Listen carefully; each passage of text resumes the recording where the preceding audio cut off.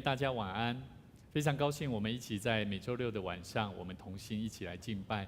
邀请你将你手机或者将你的电视旁边会影响你的敬拜的东西，我们先将它做关闭或转为静音。求神帮助我们一起在安静里面一起来领受。我们每次的敬拜神，我们都期待每一位弟兄姐妹，不管是实体礼拜的弟兄姐妹，或者是在直播现场里面的你，牧师期待你都能够预备你的心，我们一起在神的面前来领受神美好的祝福。我们一起同心来祷告，感谢赞美主，预备我们来到神的面前。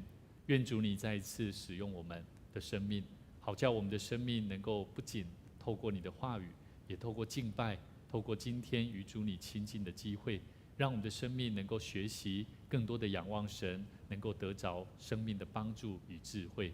求主你带领我们今天晚上的聚会，愿你的灵就充满我们的心，好叫我们的生命能够被主你的话语，甚至你的圣灵来感动，带领我们的生命走在这个社会环境生活当中，能够继续为主你做美好的征战，也能够在这社会当中，在这环境里面，或者是家庭里面，能够做美好的见证。我们再次将我们的生命交在主你手中，愿主你带领我们，好叫我们在你面前得蒙神的喜悦。祷告奉主耶稣基督圣名来求，阿们。在我们生命里面，唯有耶稣成为我们生命的帮助，好叫我们的生命能够让我们从瞎眼得以被看见。在人不能，但是在神凡事都能。唯有神成为我们生命的救主，就是透过耶稣基督要救赎我们的生命，好不好？邀请你一起起立，在你的家里，在你的位置上，你一起起立，我们一起在神的面前对主说：唯有耶稣来帮助我。耶稣，你能使瞎眼看见；耶稣，你能医治伤心人；耶稣，你有权柄释放，将不可能变为可能。唯有耶稣掌管天地万有，唯有耶稣能使水变成酒，将狂风巨浪平息，他能赦罪行神迹。耶稣无人与你相比。唯有耶稣，耶稣他能使瞎眼看见，使医治伤心的人。求主帮助我们，让我们的生命得以看见。耶稣，你能使瞎眼看见；耶稣，你能医治伤心人；耶稣，你有权柄释放，叫不可能变为可能。唯有耶稣掌管天地万有，唯有耶稣能使水变成酒，将狂风巨浪平息，他能赦罪行神迹。耶稣无人与你相比。唯有耶稣掌管天地万有，唯有耶稣能使水变成酒，将狂风巨浪平息，他能赦罪行神迹。耶稣无人与你相比。主啊，我们向你呼求感谢，感谢你让我们的生命因为有耶稣，得以让我们的生命从罪恶当中、捆绑当中得以被医治。主啊，求你帮助我们，让我们在你面前能够唯有耶稣救赎我们的生命。谢谢主，感谢你带领我们，祷告奉主的名来求，阿们。唯有耶稣掌管天地万有，唯有耶稣能使水变成酒，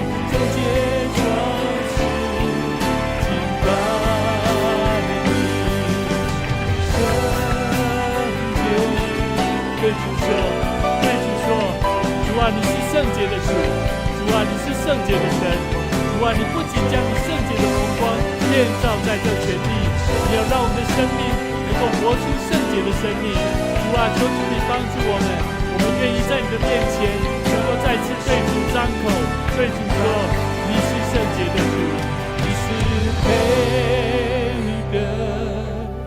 配得尊崇和赞美，你是配得万物敬拜你。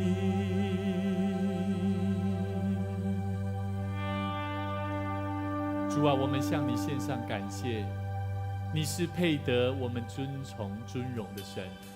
主啊，你要将我们的生命带进神你所喜悦，是圣洁的，是神你所救赎过的生命，是复活的生命，是重生的生命。我们愿意把我们的生命摆放在神的面前。主啊，求主你好教导我们的生命，对主说，主啊，你是圣哉圣洁的，你是配得的主，谢谢你。我们再一次在你面前献上我们的感谢，献上我们的祷告，让我们在你面前能够得蒙神的喜悦。主啊，谢谢主，我们要再次把我们的生命交在神你的手中。愿主你亲自拣选我们，带领我们今天的聚会。我们要再次将我们的生命交在主你手中。谢谢主，祷告奉主耶稣基督圣名来求，阿们。请坐。感谢主带领我们一起同心来敬拜神，我们一起在神的面前，我们一起同心来做奉献。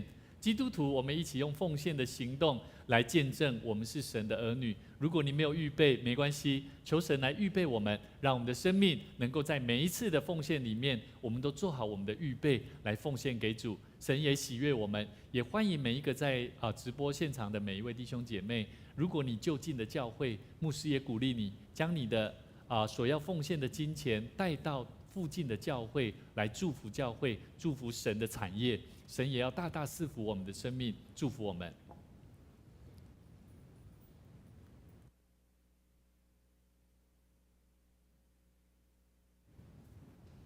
好，我们一起起立，我们一起来唱奉献的诗歌，奉献所有。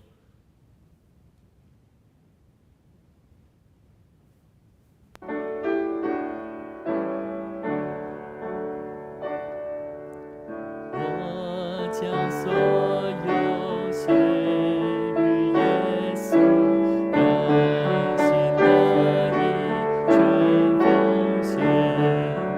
我要时常爱主靠主，天天活在主面前，全所有奉献。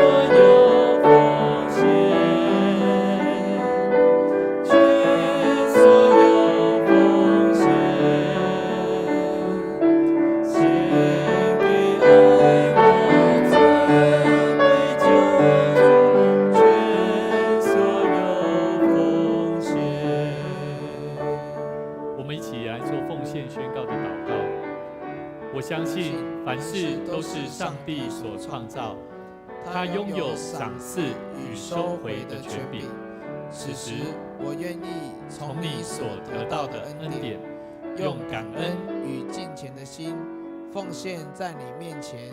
求主在我每次甘心乐意的奉献中，操练我更加顺服委身，分别我的生命。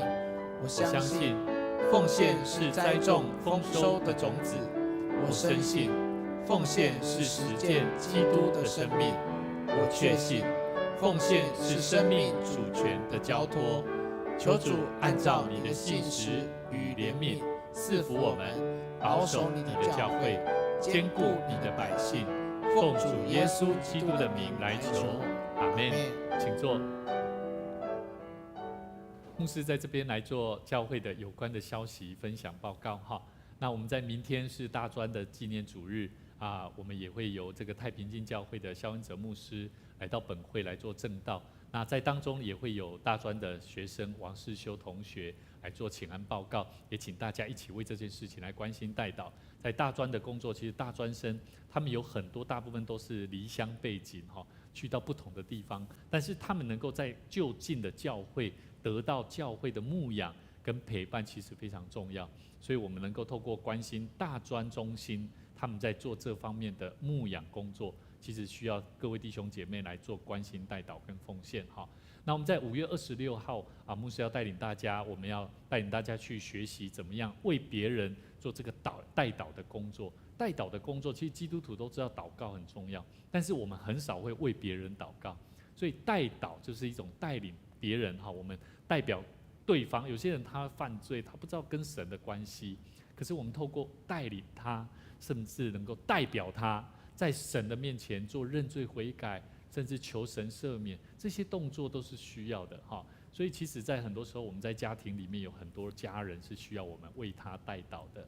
好，那这个很重要。所以我们在5月26号，我们在当天哈，我们会在教会，我们没有小组，我们当天会在教会先做用餐，用完餐我们才一起去哈，一起去富强教会。那请大家留意。那我们在教会的儿童周末音乐班哈，我们在5月18号即将开始。我们目前已经报名有8个人了哈，那还会陆陆续续，但是我们的额满人数只有12位而已哈，所以如果在直播当中观看聆听到有这个消息的弟兄姐妹，也欢迎你一起来参加。我们这个音乐班的老师非常优秀，那本身也是一个非常好的一个声乐家。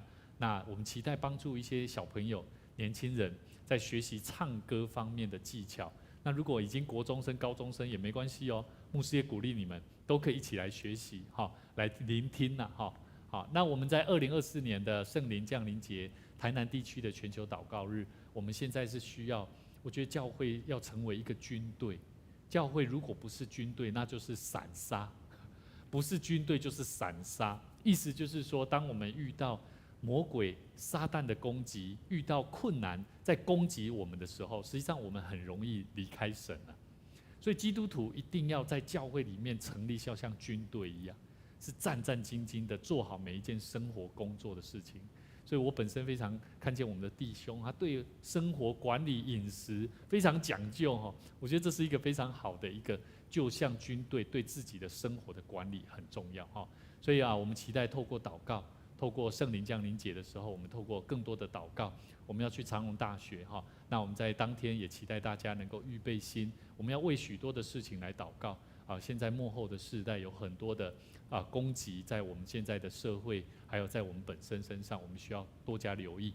那我们在明天的大专主日的那一位讲师，他特别也就是我们在6月15号的让你爱上圣诗敬拜赞美。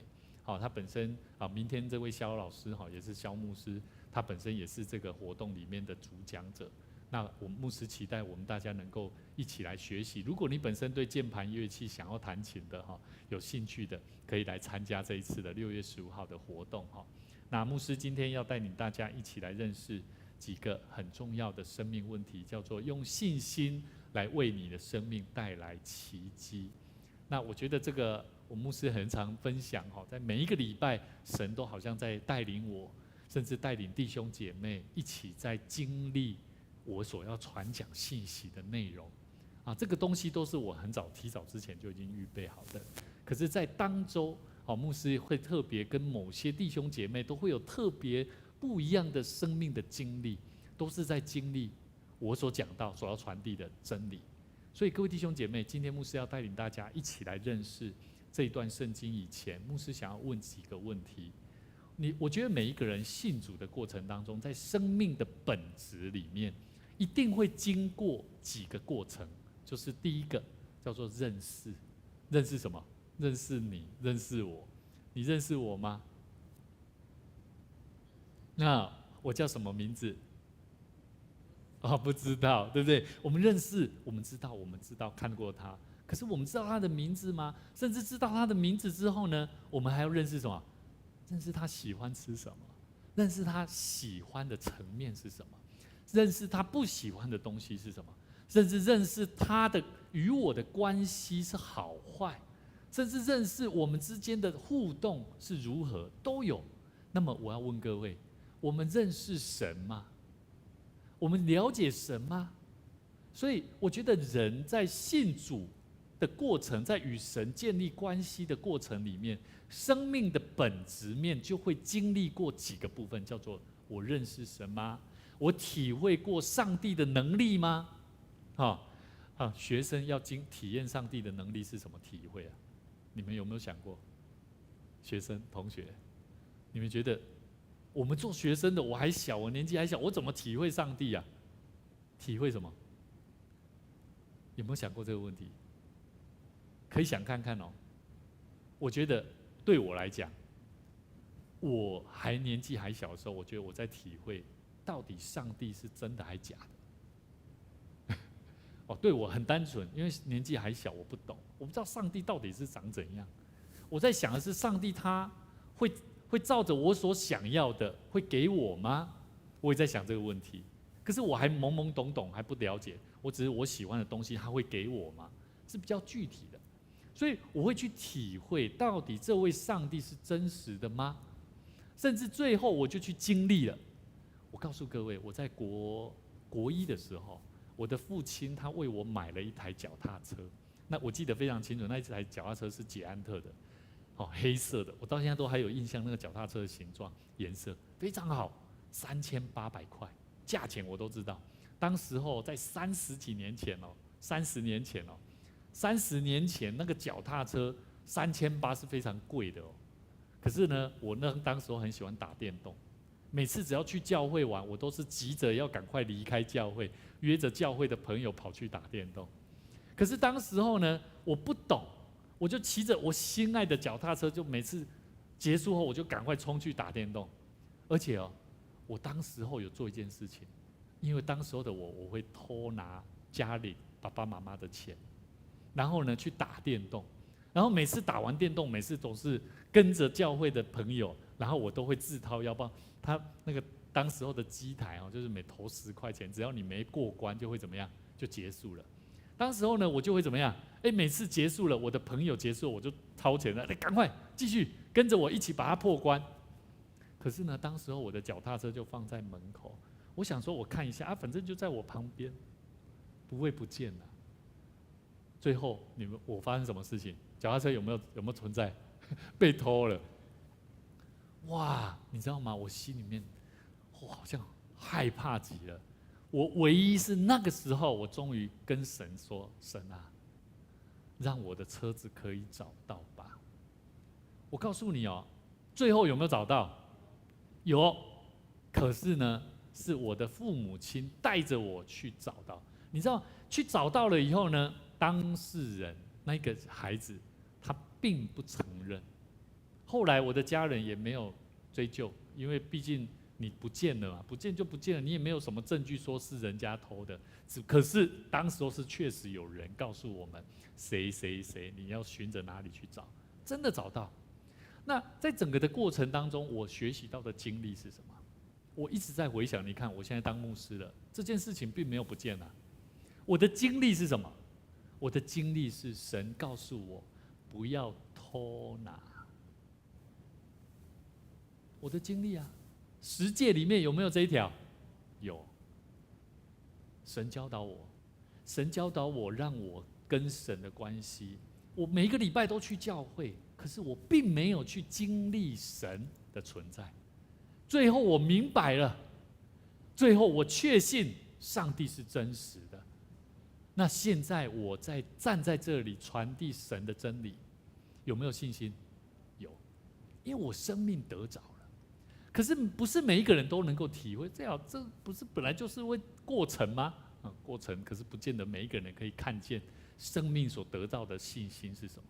所以各位弟兄姐妹，当我们的生命经历过与神的这些关系，不管是跟人的关系里面，信任也好，我们对神的信心也好，其实才会体会到信仰信心的功课。那什么是信仰信心的功课？信心才会真正带出帮助跟改变，而且生命的经历真实的奇迹才会发生啊，是不是？所以我们这位姐妹这个礼拜经历的奇迹哦，有没有？真的是奇迹啊！我也曾经在那当中想说，那我要怎么带她？可是我感谢神，感谢神，真的。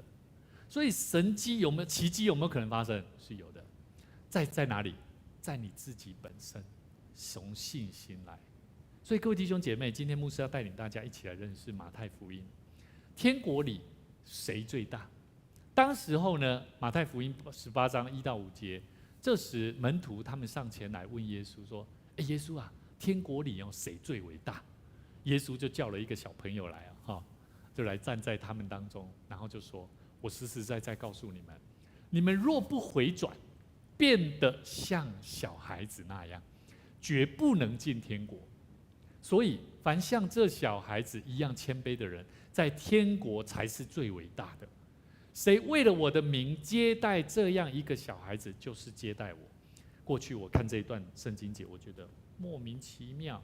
那我不要长大了，我要继续国中、国小就好了。我要像小朋友一样，那个加乐、加力，对不对？好，你们会不会期望自己长大？会，为什么？长大可以做很多事，对不对？可以赚钱，可以得到自己想要的，对不对？梦想，对不对？我们都会期待。可是为什么在这里，耶稣他说：“你们若不回转，变得像小孩子那样。”我当时候看到这段话，我觉得耶稣好怪哦，为什么是这样写啊？我要跟大家分享，耶稣他的回答非常的生动，而且一针见血，完全的让人去看见了人世间的很多价值观是需要颠倒过来的。好，小孩子在犹太的社会里面是非常微小、微不足道的，他们的长者必须要对他们有一个责任外，他们并不会去特别重视孩子、小朋友了。所以呢，在当时候的犹太人的社会，耶稣他特别要对这一些他的门徒，甚至跟随在他们身边的人，听讲道的人，耶稣特别要教导他们，要改变一种价值观，就是要求门徒内心要真实的回转，像小孩子。你们觉得小孩子有什么关系？你觉得小孩子有什么特质、优点？单纯，还有没有？还有没有？比较不会说谎话，好，对不对？比较不会，但不是不会哦，比较不会。而且呢，小孩子怎么样？单纯当中，他们做事情就会懂得自己的软弱在哪里，对不对？因为单纯不会啊，就真的没办法。没办法的时候，就会怎么样？就会去想办法说啊，那我该怎么样找帮忙，对不对？可是如果一个人不像小孩子，会怎么样？不像小孩子的人会怎么样？如果你会了，你会怎么样？反正这个小事情啊，这个我会了。他不会依靠人，他也不会想要去求帮助，往往认为凡事是这些他都会了，这些我都可以。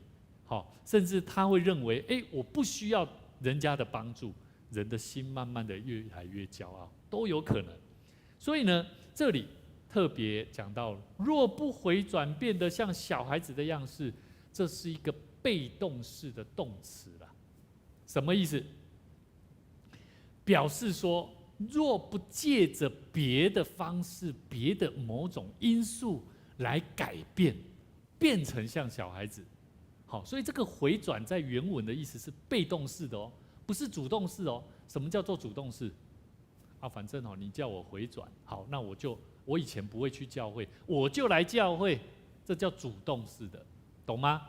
可是如果我今天以前不会去教会，我也没有想过我想要去教会，可是是因为透过某件事情、某个人，或者是某一个现象、某一个感动，让我感受到，而不得不驱动我的生命去，这个叫做被动式的，这样懂了吗？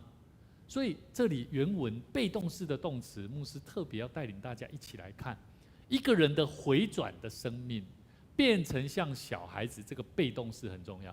这个被动式它表示的是一种出于神的力量来改变他的生命性情，而不是自己所能做到的改变的。所以我要跟大家分享，我的孩子现在3年级，他有很多变化，是他的脾气个性。我跟我的太太时常在想，为什么他那么凶？他会很直接出手打弟弟妹妹啊。后来我去研究，我发现说，原来他的心非常单纯哎。你会想说，牧师好奇怪，你的孩子会打人，怎么会单纯啊？对不对？我们会认为会出手很直接打人，为什么会单纯？其实他并不是主动式的，他是因为在背后有人说了某些话，甚至对他动粗，或者对他做什么事情，而让他会怎么样？会反抗。所以，如果我们不了解一个人的生命的时候，你会发现很多的问题。最近我们就时常在想，怎么样帮助我的孩子，让他学习控制他的反应，不会太快直接就反应出来。我就告诉他，你在做这些动作以前，请你要想到你是上帝的孩子。你如果是上帝的孩子，你会特别留意你自己的行为哦，你会特别留意自己的行为哦。所以，如果你不觉得你是上帝的孩子，管他的，我做什么那是我自己决定的，我何必要这么去做？可是，如果你认为你是上帝的孩子，你会不会改变？会。所以这里讲到，我们是表示我们是出于上帝的力量来改变他的生命跟性情，而不是自己所能做到的而改变的。就像我刚刚说回转，我原本不会去教会，我会直接去。俊明，你一开始你没认识子安，你会直接去教会吗？不会嘛，对不对？可是因为某一个人，让你感受到这个是好朋友，我想不然好啊，他邀请我，那我就去试看看，去了解看看，去听看看，去感受看看。所以人是被动式的，在那当中会去被影响的。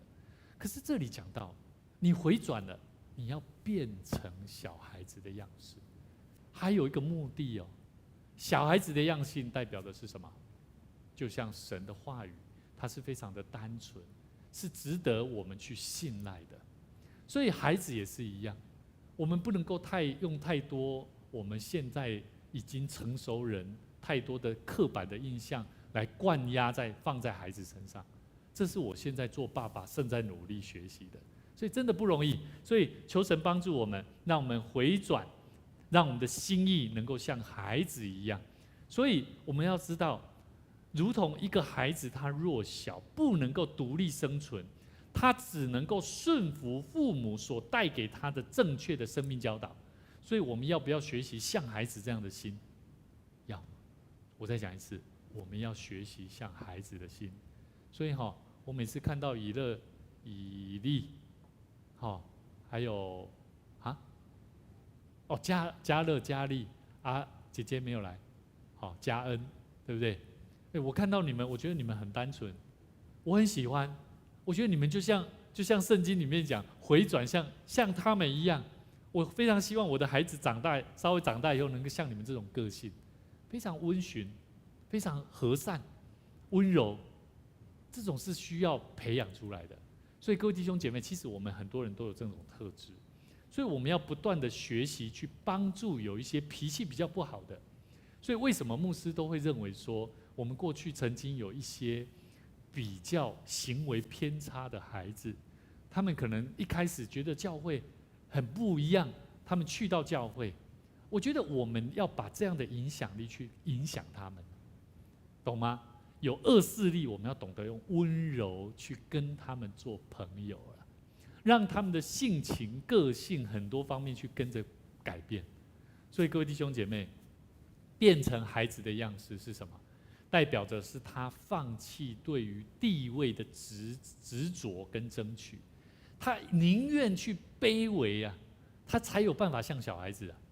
所以，如果你要变成小孩子，你要注意哦，有几个重点哦。小孩子跟大人的比较有哪些优缺点？主的意思不是要叫我们像孩子一般的无知哦，不能分辨好坏，不是哦，而是要我们学习像孩子的谦卑啊。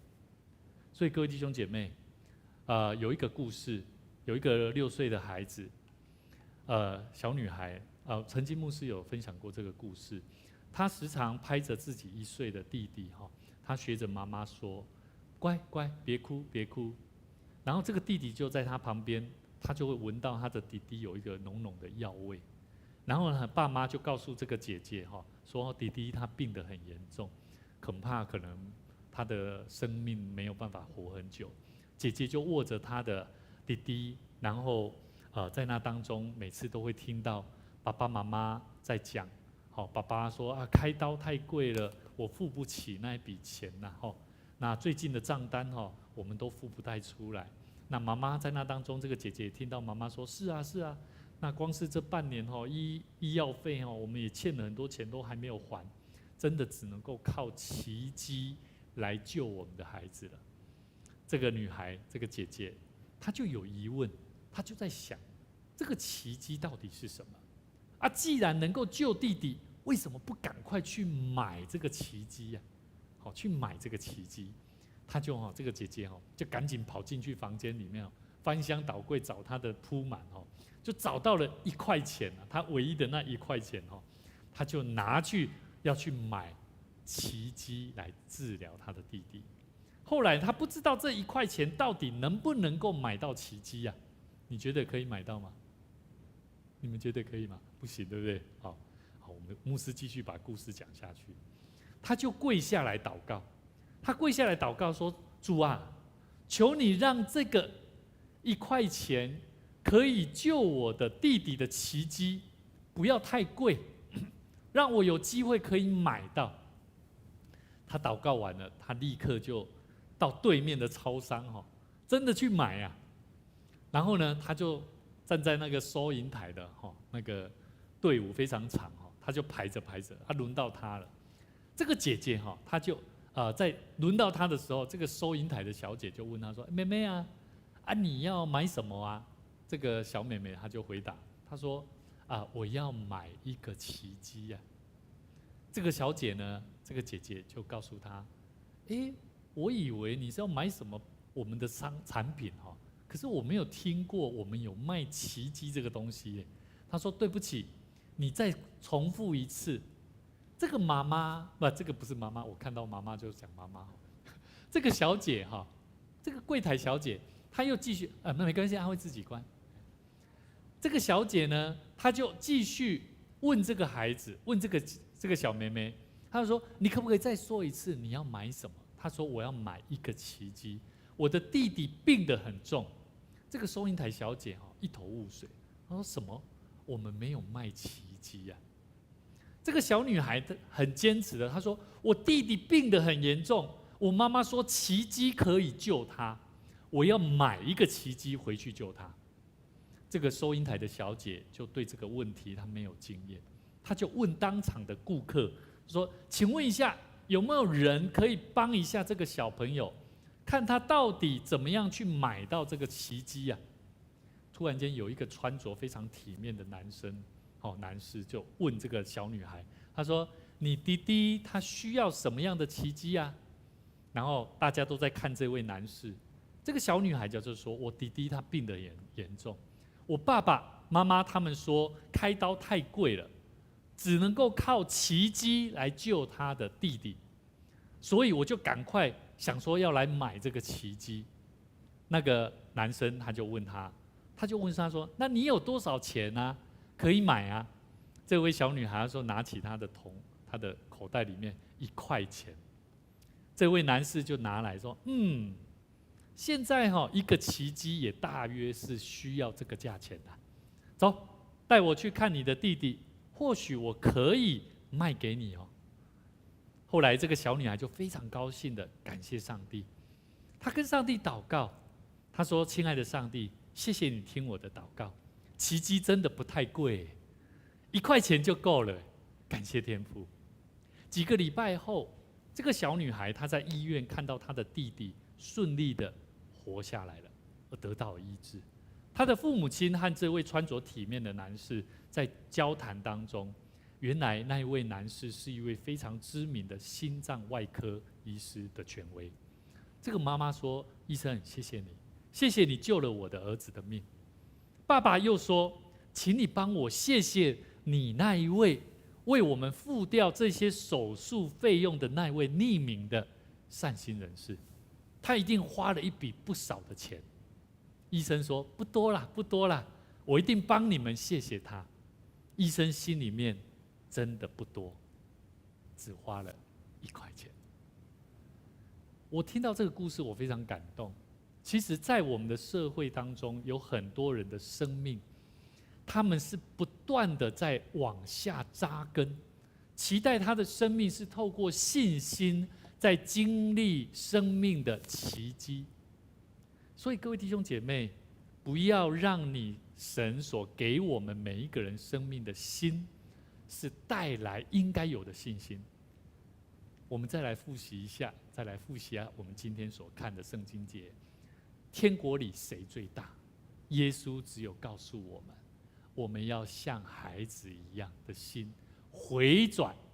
如果不回转，变得像小孩子那样，注意他说什么？绝不能进天国。所以进天国不是你受洗了，不是你说我相信耶稣救我，而是你的生命是否能够像耶稣所说的那样回转，变得像孩子一样，能够愿意委身，顺服神的心意。所以这个绝不能，它是一个双重否定，连续2个不，告诉我们强烈的根本就不可能啊！所以各位弟兄姐妹，我们都期待有一天我们在天国里成为神的儿女，对不对？我们都期待我们有一天我们都能够进天国。但是如果我们的生命在这世上有许多让我们吸引我们、引导我们，都是走在人所心里面所想所要的，甚至没有办法去经历信心所带来的功课，那么就非常的可惜。所以求主帮助我们，让我们的生命是不断的带来改变，带来许多的变化，是因为主有主的爱，有主的能力，甚至有主的信心跟盼望，能够为这世上的人带出帮助、帮忙，甚至将福音带给他们。求主帮助我们，我们的生命里头，神也期待我们，让我们学习在神的话语当中，为我们的生命带来真实的谦卑的生命。圣经里面马太福音第18章第4节说：“所以凡像小孩子一样谦卑的人，怎么样？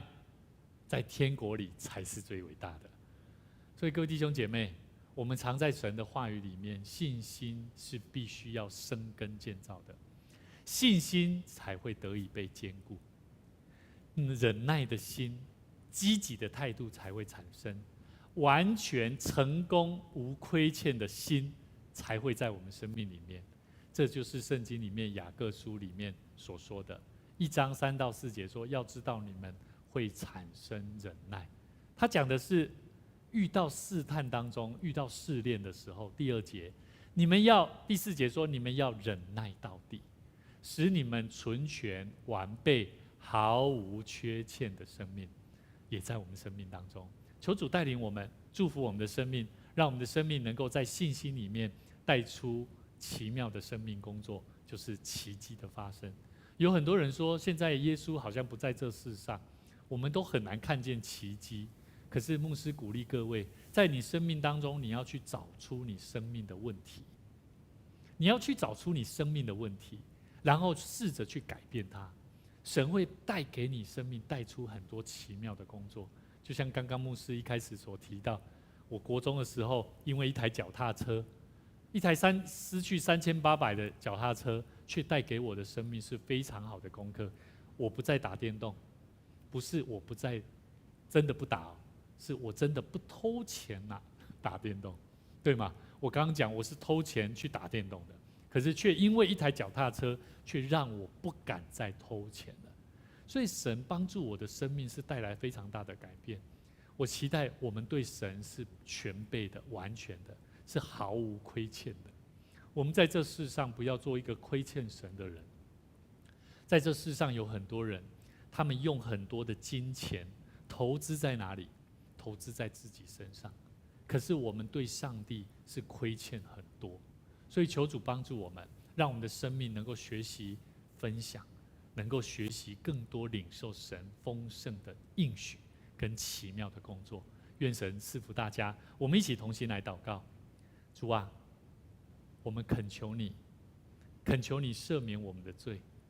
在我们许多的事上，我们的生命有许多重担、忧虑、害怕自己无法真实的回转归向你，像孩子的心一样。恳求你再一次赐给我们充足的信心，因为你已经胜过死亡的权势，叫我们因相信主的救赎的恩典，得以生命重新得力。谢谢主，愿主你帮助我们的生命，能够再次认识你的话语里面，得着生命的帮助与力量跟智慧，好叫我们的生命能够在你所赐的生命里面，为主你做光做盐。谢谢主，也恳求你带领我们，让奇迹的生命在我们信心里面、仰望里面、盼望里面、求告神里面，让我们不仅得着，也让我们看见神你给我们生命的智慧跟奇妙的作为。愿主你也赐福在座的每一位年轻朋友，祝福他们在他们求学的工作上面、功课上面，能够为主你做光做盐，能够为主做美好的见证，带给每一个同学朋友，让他们的生命因为我们看见主你的荣光。也再次在我们生命当中交托给你，在教会里面能够为主你做美好的工作，来荣耀神，建造属神所喜悦的教会。谢谢主，将一切荣耀归给神。祷告奉主耶稣基督圣名来求，阿们。愿主赐福大家，在每周六的晚上6点半，我们一起同一时间一起来领受神丰盛的智慧与祝福。愿你平安。好，平安。